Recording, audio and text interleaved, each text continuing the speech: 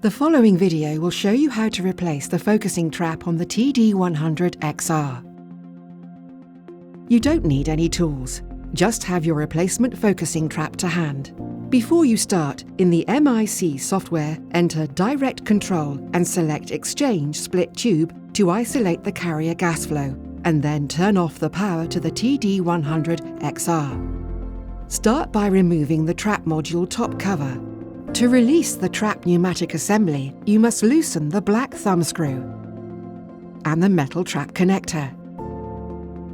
Be sure to hold the trap pneumatic assembly in place while you do this. Gently pull the trap pneumatic assembly towards the front of the instrument and carefully lift away. If you find that the trap also moves forwards, stop and carefully unscrew the metal trap connector.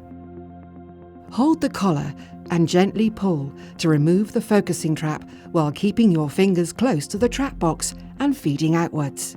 Now you can insert a replacement focusing trap. Keep your fingers as close to the trap box as possible when feeding in the trap, and apply gentle, steady pressure to ensure that the trap is fully inserted into the heated valve O-ring. Inspect the trap pneumatic assembly O-ring and confirm that it is correctly seated. Place the trap pneumatic assembly onto the alignment guide rail, then push it gently towards the trap, taking care to align the trap and metal trap connector.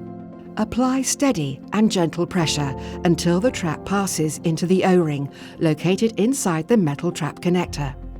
Hold the trap pneumatic assembly in place while tightening the black thumb screw firmly. Then tighten the metal trap connector. This only needs to be finger tight. Finally, replace the top cover. For more information, visit marks.com.